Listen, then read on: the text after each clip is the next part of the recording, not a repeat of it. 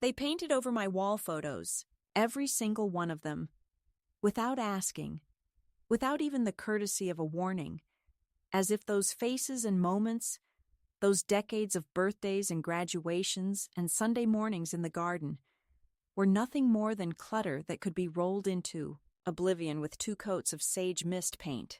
I came back from the pharmacy one afternoon, still fumbling with the zipper of my coat and the paper bag of my prescriptions, and the smell of fresh paint hit me before I even set foot in the hallway.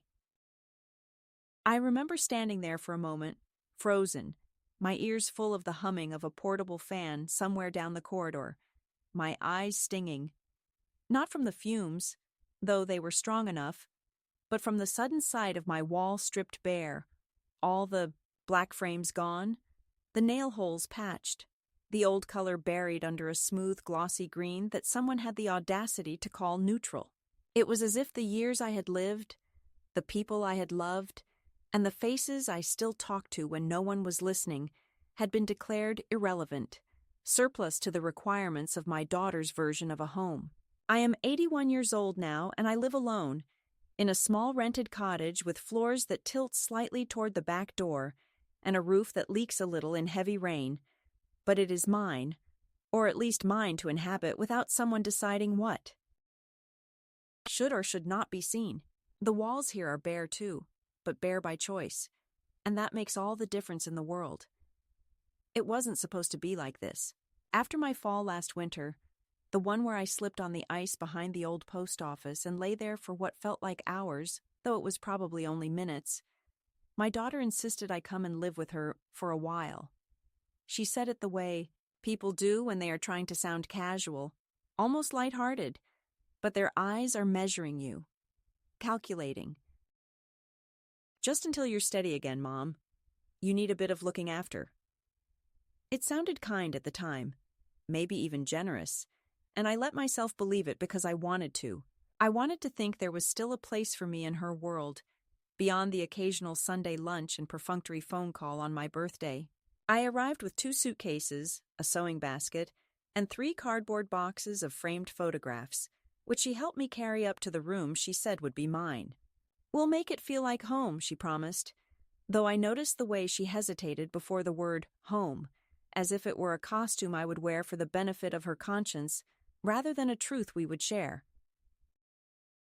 In those first weeks, I told myself the changes were small and harmless, the rearrangement of my things, for better flow, the relocation of my favorite chair to the garage because it didn't fit the palette, the slow disappearance of my books from the living room shelves. But then came the day of the wall. That hallway had been mine in a way no other part of her house was. She had let me hang my photos there, perhaps because it was a narrow space few guests lingered in, a kind of compromise between inclusion and invisibility. I had arranged them carefully. My parents on their wedding day in 1939, my late husband in his uniform before shipping out, my daughter as a gap-toothed 6-year-old holding a kite twice her size, my own hands dusted with flour as I rolled out pastry. Beside my first grandchild, they were not just decorations. They were my proof, my testimony, the chapters of a story I still believed was worth telling. And then, in the span of an afternoon, they were gone, replaced by a flat expanse of paint that smelled faintly of something chemical and final. My daughter's explanation came later, in the kitchen, as she poured herself a glass of mineral water and barely glanced at me. "We're updating the look, Mom. The place needs to feel lighter. Buyers like clean lines. Buyers." As if the house were already halfway out of our hands, as if my presence in it was just a temporary inconvenience in a real estate transaction. I wish I could tell you I said something sharp or defiant in that moment, but the truth is I didn't. I stood there with my hands resting on the edge of the counter, feeling the cool stone under my palms, and I let her words wash over me like the paint over my memories. I told myself it was only walls, only frames, only things. But in the quiet part of my mind, the part that still keeps score even when I pretend not to, I understood that this was not about decor. It was about erasure, It was about the silent rewriting of a history she no longer wanted to display, perhaps because it did not fit the image she had built for herself, an image of a woman entirely self-made, untethered from the awkward weight of an aging mother with old-fashioned tastes and stubborn attachments. In that moment, I felt smaller than I had in years, smaller than when I stood in front of doctors explaining my fall, smaller than when I first moved into the house of a man who loved me but could never quite make space for my ambitions. I was a guest in my own daughter's home, and the rent I paid was my silence. Now here in this crooked little cottage with its second-hand curtains and mismatched plates, I sometimes walk my fingers along the bare plaster and think about that hallway. I think about the way the light used to catch on the glass of the frames in the late afternoon, when the sun came in at just the right angle, and how it made each face glow for a few minutes before the shadows returned. I think about how, even on days when my legs hurt too much to go outside, I could walk that narrow stretch and feel accompanied by the people I had loved, by the moments that had shaped me. And I think about how quickly it can all be made to vanish when someone decides that your history is an eyesore. But here's the thing. They never seem to understand. You can paint over the walls, but you can't paint over the person who remembers what was there. It was the afternoon when I truly understood that the life I had known, or at least the one I thought I had, was slipping through my fingers in a way no hand could grasp. That morning had started like many others since I had moved in with my daughter, a ritual of quiet coffees and the hum of the television in the background, the soft clatter of dishes from the kitchen where she busied herself with preparations I no longer had a role in. I sat in the faded armchair that had replaced my own at the edge of the living room, a chair chosen not for comfort but for style, with sharp edges and too little cushioning. I watched the way the sunlight moved through the window panes, casting long shadows across the floorboards that no longer creaked with the familiar rhythm I had come to associate with home. There was a strange stillness in the air, as if the house itself was holding its breath, waiting for something to happen that I did not yet understand. I went to the hallway to hang my coat, as I always did, but the wall that greeted me was unrecognizable. The smooth painted surface was cold and alien, unblemished by the fingerprints and scuffs that had marked it for decades. I reached out to touch it, my fingers pressing lightly against the flat expanse, searching for a trace of the past, maybe a tiny ridge where the old frames had hung, or a faint outline where the sun had bleached the wallpaper. But there was nothing. Not a single mark remained to tell the story of the life that had once thrived here. My heart tightened in my chest, a slow, aching squeeze that I could not shake. I turned back toward the kitchen where my daughter was moving among the cupboards with the efficiency of a woman who had everything planned and nothing to lose. "They're gone," I said quietly, the words barely more than a whisper. She paused, her hands stilling on a glass jar, and without looking at me, she replied, "We needed a fresh start, Mom. You understand, don't you? It's just paint. Walls can be painted over." Her voice was steady, calm, but there was an undercurrent of finality beneath it, a note I could not ignore. I nodded, though inside I was shaking, unsure if I was agreeing or surrendering. The day wore on like that, small moments of distance growing into a chasm that I was powerless to cross. I tried to bring up the photos again, the ones I had collected with care and nostalgia, each one a fragment of a life I had lived fully and fiercely, but my words were met with polite dismissal. "Those things belong to the past," she said once, "and the past doesn't sell houses."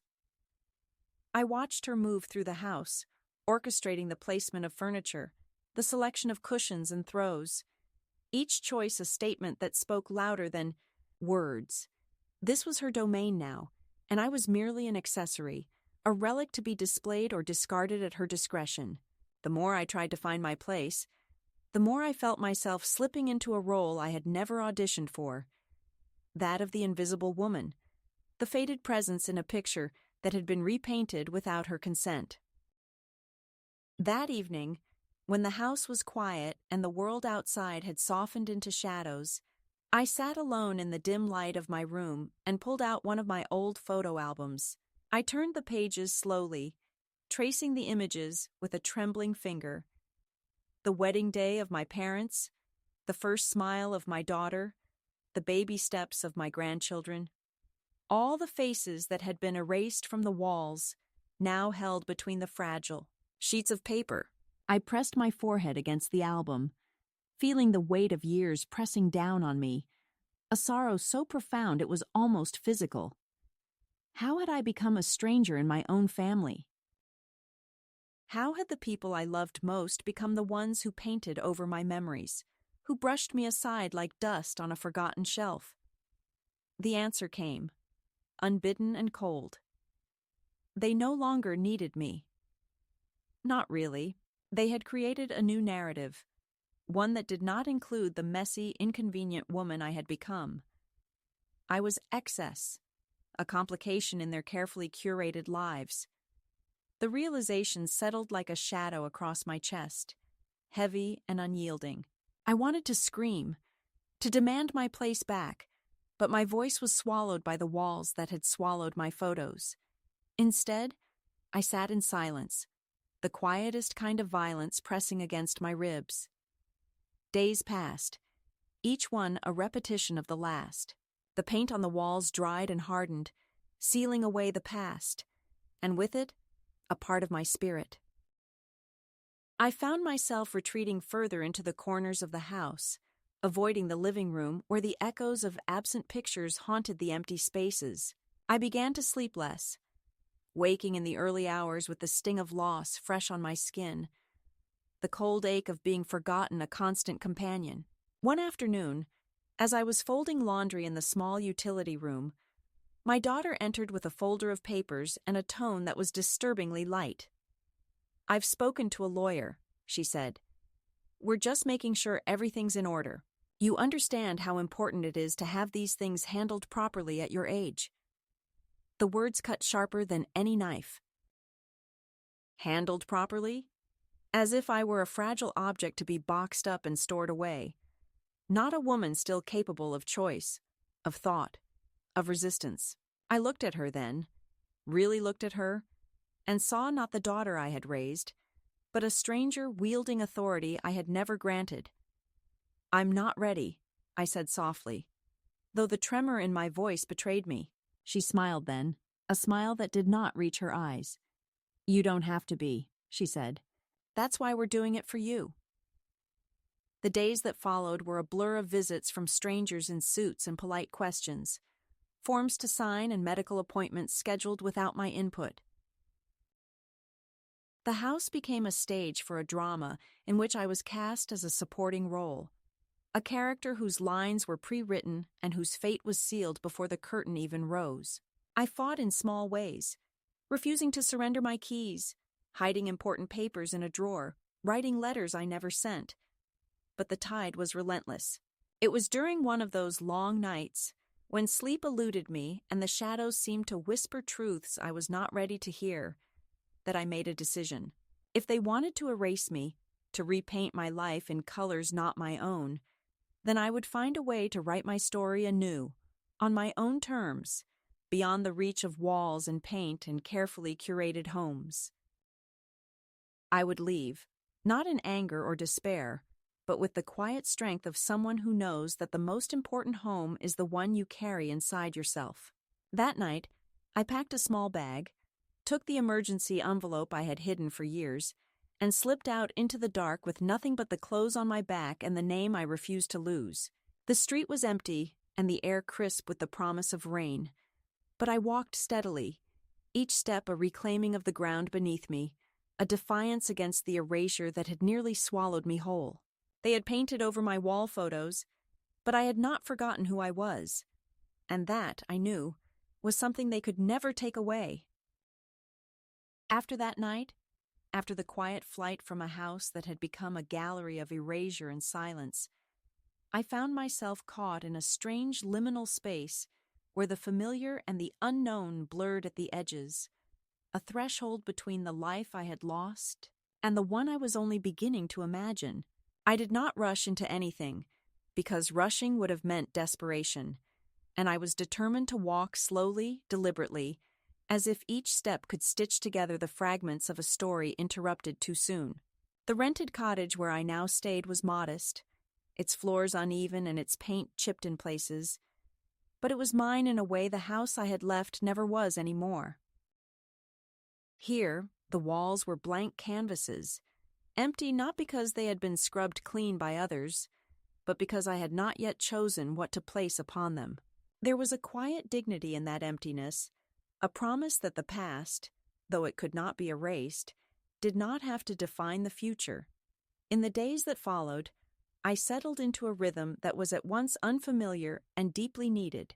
Mornings began with the soft light filtering through threadbare curtains as I brewed a cup of instant coffee, the bitter taste a small comfort against the silence. I walked slowly through the nearby streets, the sidewalks cracked and worn like the lines on my own hands, and the scent of rain and earth mingled in the air, grounding me in the present.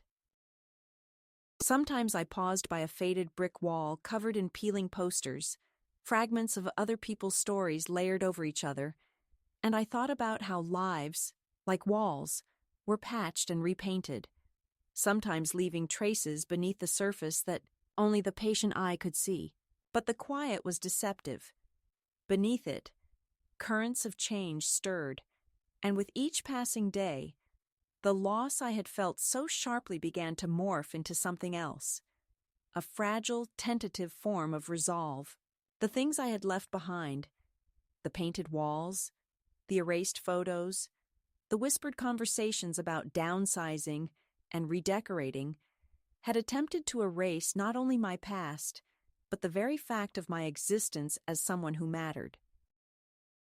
Yet here I was, alive and breathing, a woman who remembered every line, every laugh, every tear that those vanished images had once held. I was no longer willing to be a ghost in my own life. I started small. I unpacked the boxes I had brought, carefully folding each item and placing it in drawers and shelves that no one else's hands had touched. I found an old photograph tucked between the pages of a novel I had carried with me, a picture of my late husband and me on our wedding day, smiling with a kind of reckless hope that seemed almost like a promise. I pinned it to the blank wall with a crooked thumbtack, a first claim on the space that was finally mine to fill. It was not much, but it was enough to remind me that I had a right to remember. From there, I began to rebuild, not just a home but a sense of self. I looked for work, hesitant at first, uncertain if anyone would want a woman my age who had spent decades as a wife, mother, and grandmother, never needing to clock in or out but always laboring nonetheless. Yet, in the local cafe down the street, a modest place with chipped mugs and the smell of burnt toast, I found a manager who looked beyond my age and offered me a morning shift. The work was steady and honest, pouring coffee, wiping tables, exchanging pleasantries with early risers who barely noticed the slow rhythm of my steps. There was dignity in the routine, a kind of healing in the simple act of showing up and being counted. With that first paycheck, small as it was, I did something that felt radical. I bought a coat.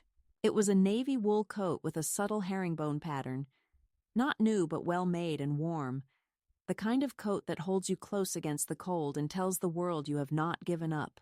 When I slipped it on and buttoned it at the neck, I looked in the mirror and saw not the woman who had been painted over and left behind, but someone who was still here, still standing, still capable of choosing her own shape.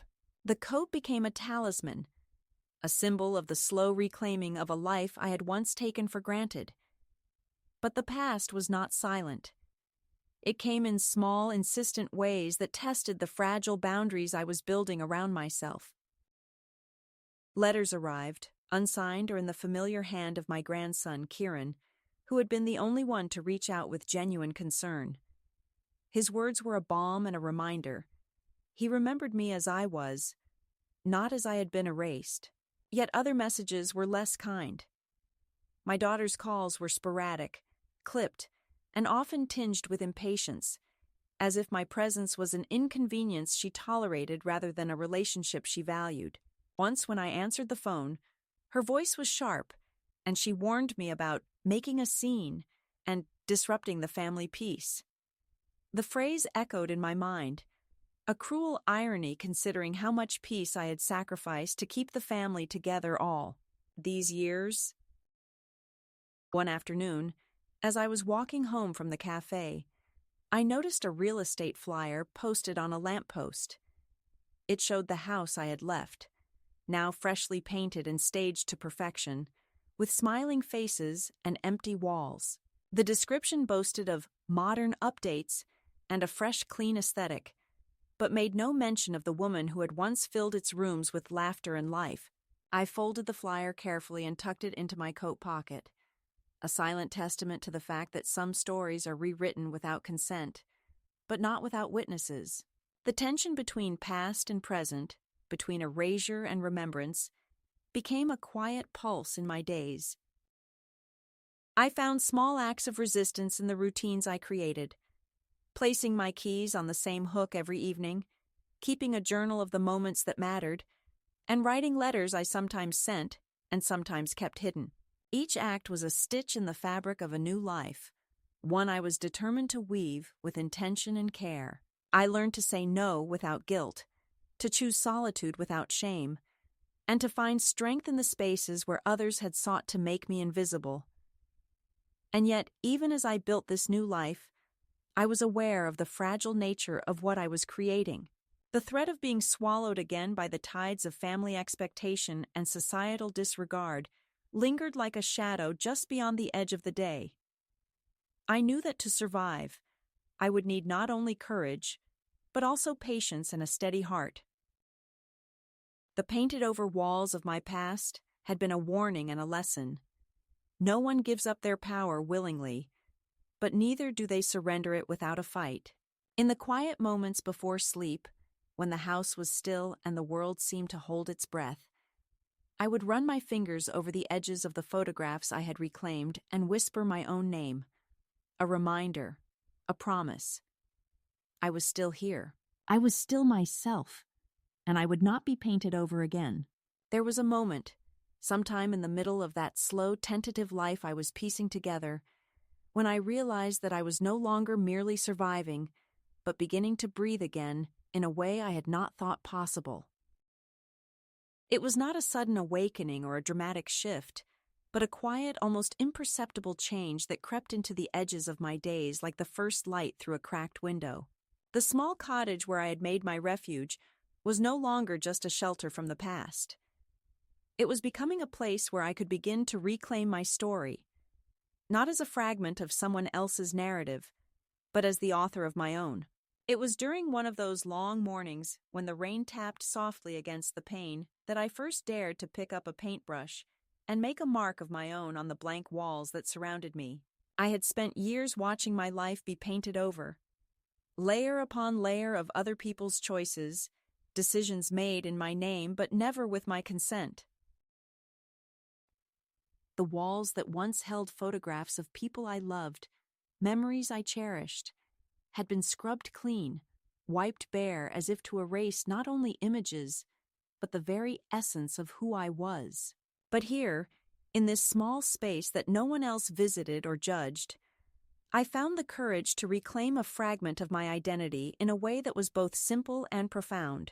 With trembling hands, I dipped the brush into a pot of deep blue paint and drew my name across a wide wooden plank I found in the shed behind the cottage. Marinette Louise, my full name, painted in bold, uneven strokes that refused to be quiet or modest. The act was more than just putting letters on wood.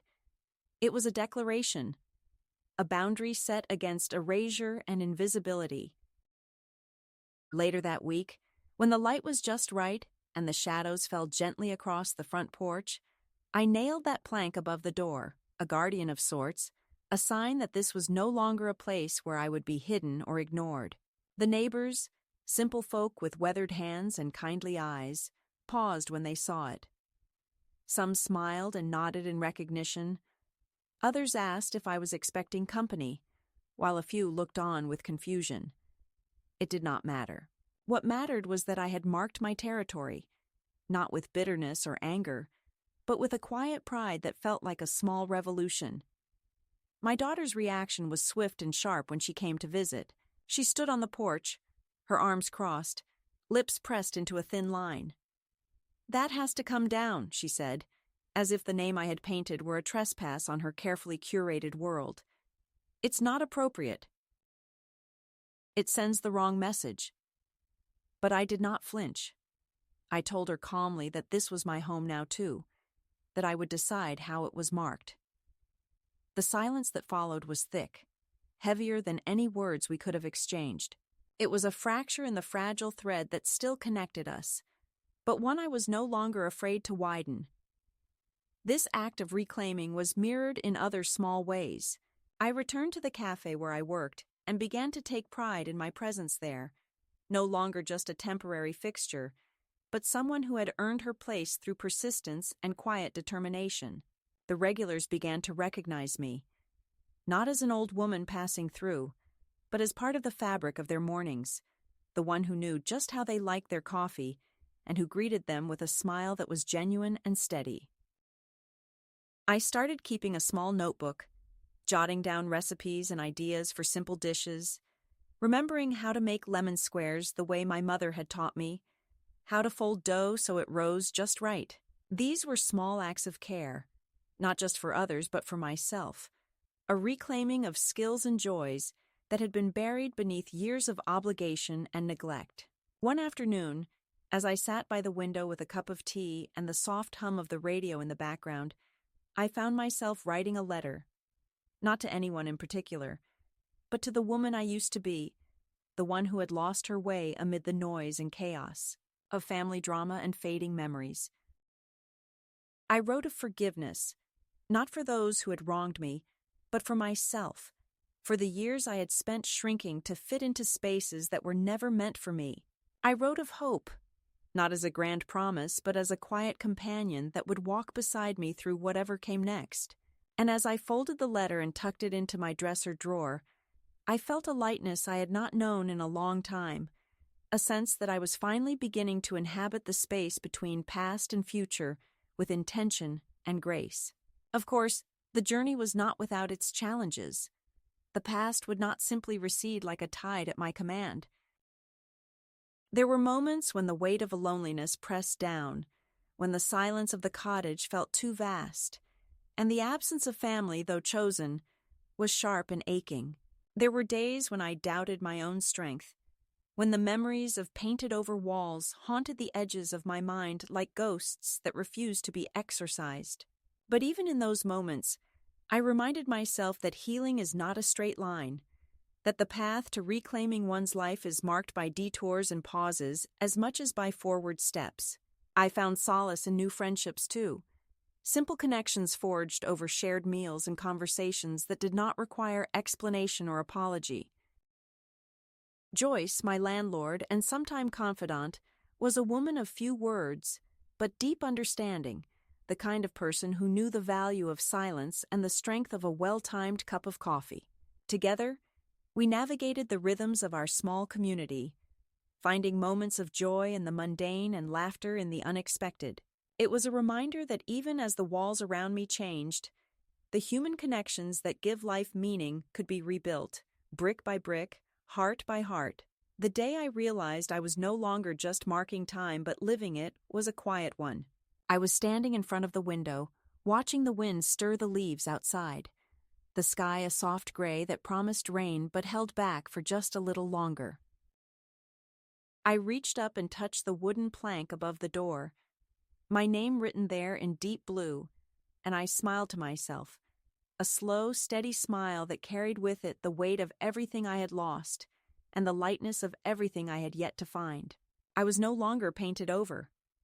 I was painting myself back in, stroke by deliberate stroke, a work in progress that would never be finished but would always be true. The past, as it often does, returned not with the force of a tempest, but like a slow and steady tide, pressing against the fragile boundaries I had spent months constructing around my new life. It came in letters, in visits, in the quiet weight of memories I could no longer ignore even if I wanted to. My grandson Kieran was the first to reach out, his handwriting familiar and hesitant, filled with concern and a yearning I hadn't realized I still craved. His letters were small islands of warmth in a sea of coldness, reminders that not all ties had been severed, that even in the distance some bonds remained intact. Yet alongside his words came others, sharper, colder, letters from my daughter and son-in-law, veiled threats dressed as offers of reconciliation, reminders of obligations and expectations I had long since abandoned.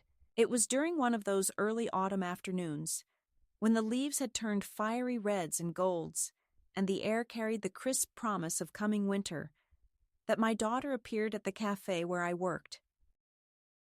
I had not seen her in months, not since the day she had demanded the removal of the painted plank above my door, that quiet declaration of my presence she had tried to erase as easily as she had erased my photographs. She stood by the entrance, the picture of control and carefully rehearsed concern, her eyes scanning the room as if seeking approval from strangers rather than family. I poured her a cup of coffee, black and strong, the way she always took it when she visited, and set it before her without a word. "You should come home, Mom," she said, voice low and urgent, the tone of someone delivering a verdict rather than an invitation. "We're worried about you. Kieran is worried. You can't keep running away like this." Her words hung between us, heavy and sharp, but I met her gaze steadily. "I'm not running," I replied. "I'm choosing." She shook her head, a faint tremor betraying the calm she tried to project. "You don't understand what's at stake. We can help you, but you have to let us. You're not well enough to live alone." It was the familiar refrain, the tired script repeated in doctors' offices and legal meetings, a narrative that painted me as fragile, incapable, in need of guardianship. But I was tired of being cast as a patient or a problem to be solved. I was a woman who had built a new life on the ashes of the old, who had reclaimed her name and her space. "I'm stronger than you think," I said quietly, "and I'm not the person you think I am." Her eyes flickered with something I couldn't name, a mixture of frustration, fear, and perhaps a glimmer of understanding. She pressed an envelope into my hands. "This is for Kieran. It's all he's asked for. You don't have to respond, but at least take it." I unfolded the letter inside, the neat handwriting unmistakably his, filled with words of longing and cautious hope. He remembered me as I was, not as they had tried to rewrite me. That evening, I read his words by the light of a single lamp, the silence around me punctuated only by the soft rustling of the paper. It was a fragile thread stretched across a gulf of years and misunderstandings, but it was a thread nonetheless. Yet the calm was shattered shortly after, when a man in a dark suit and polished shoes appeared at the cafe one morning, introducing himself as a representative for my daughter and son-in-law. His manner was polite but firm, a legal instrument wielded with the precision of a scalpel. He spoke of concerns for my safety, of the necessity of arranging care and protecting assets. The words were familiar, rehearsed, the language of power cloaked in kindness. I listened without interruption, then folded my apron and set it on the counter. "Tell them," I said, voice steady despite the storm raging inside me, "that I am not their project or their possession. There are no decisions to be made without me." The lawyer's eyes flickered with surprise, perhaps annoyance, but he nodded and left, leaving behind a silence that was louder than any confrontation. The threat was clear, though unspoken. The fight was not over, and the battle lines were drawn not only over property or possessions, but over my very autonomy. I was reminded painfully that reclaiming one's life after decades of invisibility is a journey marked by constant vigilance, by the need to defend not just space, but the right to exist on one's own terms. In the weeks that followed, I received more letters, formal notices, legal documents, and occasional notes from family members trying to bridge the growing divide. The local newspaper ran a story on my disappearance, painted in tones of concern and mystery, quoting my daughter's pleas for my return and her fears for my well-being. The article was accompanied by an old photograph of me, smiling in a garden at a family gathering years before, a frozen image that seemed to mock the reality of my current struggle. I read it with a mix of bitterness and resolve, knowing that the public performance of worry was often a mask for control, that concern can be weaponized in the hands of those who seek to confine rather than comfort. Amidst this pressure, I found unexpected allies in the small community I had begun to call home. Joyce, my landlord, offered quiet support, a steady presence in the swirling storm. Heather, the cafe manager, gave me extra shifts without question, her simple acts of kindness a balm to the bruised spirit. And then there was Arthur, a widower who came in each morning with his newspaper and a gentle smile, the kind of man who listened without judgment and spoke with the wisdom of someone who had seen life's relentless tides. Our conversations, often about birds or the weather, became a refuge, a reminder that connection can be found even in the unlikeliest of places. One afternoon, as Arthur handed me a small hand-painted magnet shaped like a birdhouse, he said quietly, "Sometimes the smallest things remind us who we are." I tucked it into my coat pocket, a talisman against the encroaching shadows. It was in these moments, surrounded by the ordinary kindness of strangers and the simple rituals of daily life, that I found the strength to hold my ground, to refuse to be swept away by the currents of family expectations and societal pressures.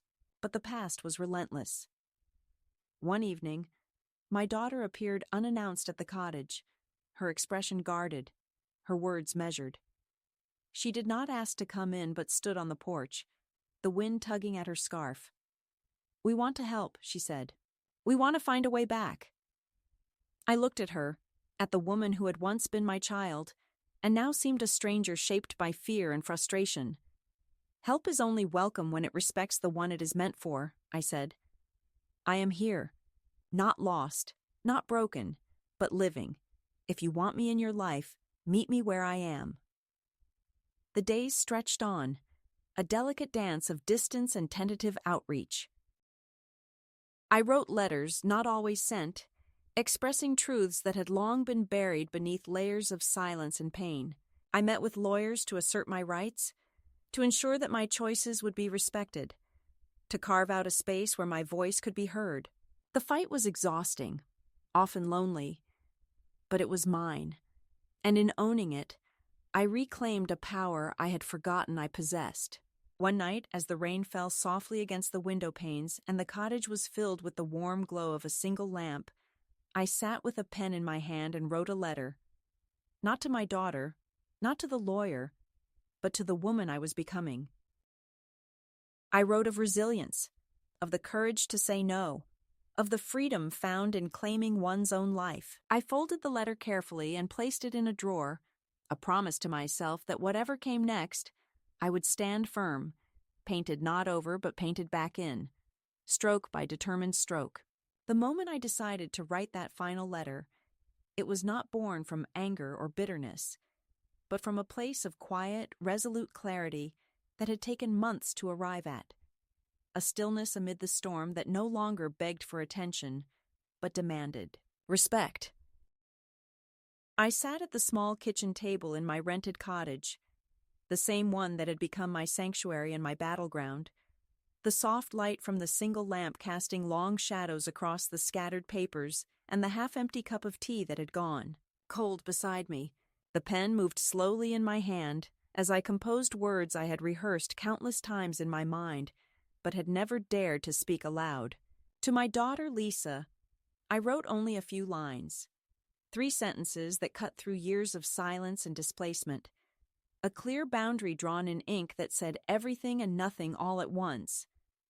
I know what you did. I know what you didn't say. I'm not angry. I'm not coming back. The letter was not a plea, nor a demand, but a quiet declaration of independence that echoed louder than any shouted argument could have. Sending that letter felt like sealing a door behind me, a door I would not open again for them.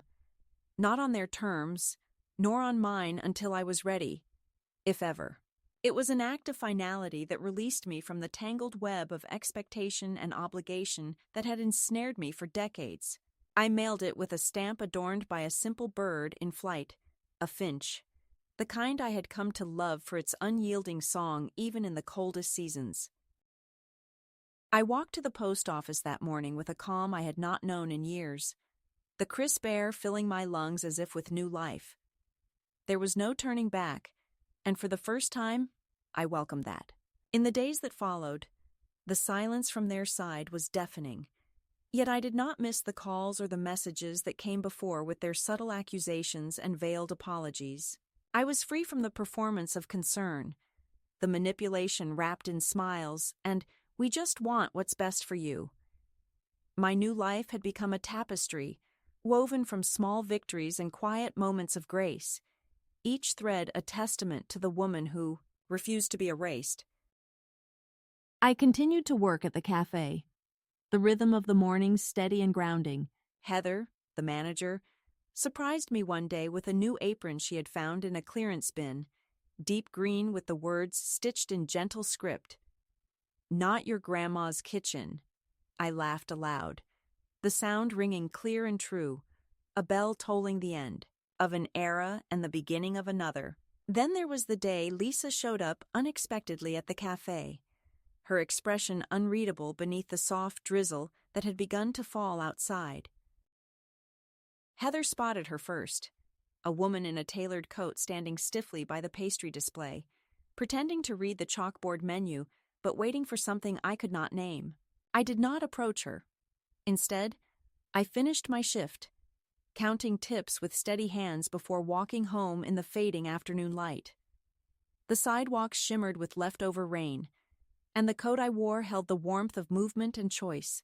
Lisa did not enter, only lingered for a moment before turning away, her retreat a silent acknowledgement of the boundary I had drawn so firmly. That evening, sitting on the porch with Joyce wrapped in an old quilt, watching the moon rise over the quiet street, I felt the weight of everything I had endured and the strength I had reclaimed. Joyce, with her blunt wisdom and steady presence, simply said, "You know they're going to show up, right?" I nodded, knowing she was right, that the past has a way of sniffing you out just when you think you've left it behind. But I was no longer afraid. This time, I would meet them on my own terms, or not at all. The final cut came when the lawyer representing Adam and Lisa stepped through the cafe door, his presence a reminder that the fight was not yet over. He spoke with practiced civility, outlining their concerns and intentions, suggesting next steps they thought prudent for my well-being and financial security. But I was no longer the quiet woman who nodded politely and swallowed her protests. I folded my apron neatly, placed it on the counter, and looked him in the eye. "Tell Adam and Lisa I am not a pet to be managed or a problem to be solved. There are no next steps unless I take them. I am of sound mind, living in a safe environment, and I will not be moved without my consent." His polite smile faltered, and for a moment I saw a flicker of respect behind the professional mask. In the days that followed, the edges of that confrontation softened into the steady glow of a life finally settled. I wrote one last letter to that lawyer, brief and firm. "To whom it may concern, there is no cause for further legal contact. I have retained local counsel. Any further attempts under the guise of concern will be considered harassment." Signed and mailed, it was the final stroke on a canvas long painted with struggle and resilience. At the cafe, the rhythm of my days settled into a gentle certainty. Arthur came by each morning, his cane tapping softly on the floor, and we shared quiet moments over tea instead of coffee, the change a small concession to age and comfort. "You look lighter," he said one day, and I smiled, thinking of the letters, the boundaries, the new life I had built piece by piece. "I wrote a letter," I told him. The last one. He nodded, as if understanding that sometimes the most powerful words are those spoken in silence or sent without expectation of reply. That night, standing in the doorway of my little cottage, the house filled with the warm aroma of garlic and simmering sauce, I felt a peace that had been elusive for so long. Franklin, the cat who had claimed me as much as I had claimed this space, rubbed against my legs, and Joyce, ever the steady companion, smiled from the kitchen. We ate in quiet contentment, the kind that comes not from grand gestures, but from the simple fact of presence. I was no longer painted over. I was fully here, fully seen, and fully myself. They say that time softens everything, but the truth I have learned is more complicated. Time does not erase pain or betrayal. It only teaches you how to live with them differently. In the quiet aftermath of what felt like a storm that might never end, I found a stillness that was not resignation, but a steadying of the spirit. The little cottage, with its uneven floors and peeling paint, became a refuge not just for my body, but for the parts of me that had been forgotten or dismissed for so long. I began to plant herbs in chipped pots along the windowsill: basil, rosemary, thyme, simple things that grew slowly but surely, stubborn in their persistence much like myself. Each sprout was a reminder that life, even after loss, could renew itself in small, beautiful ways. I wrote letters, though not all were sent. Some were to my daughter, though they went unanswered.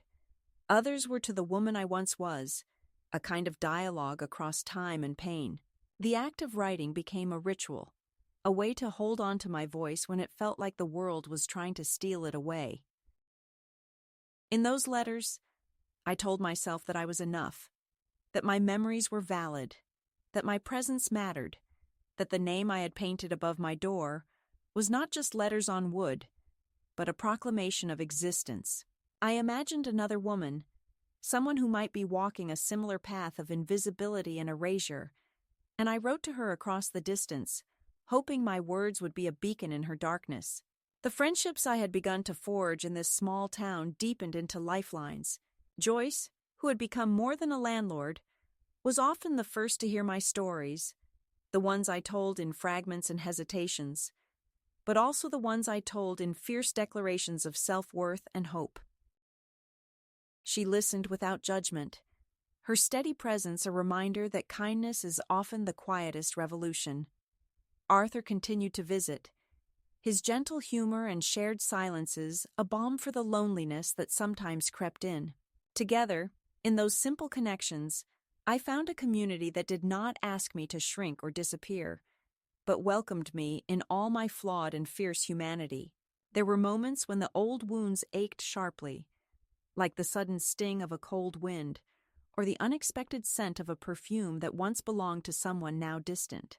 I would find myself staring at the blank walls in the kitchen, or touching the chipped edge of the wooden plank with my name, feeling the weight of all that had been lost, but also the strength of all that had been reclaimed. I learned that healing is not about forgetting or erasing, but about making peace with the fractured pieces of a life lived fully, with all its imperfections and scars.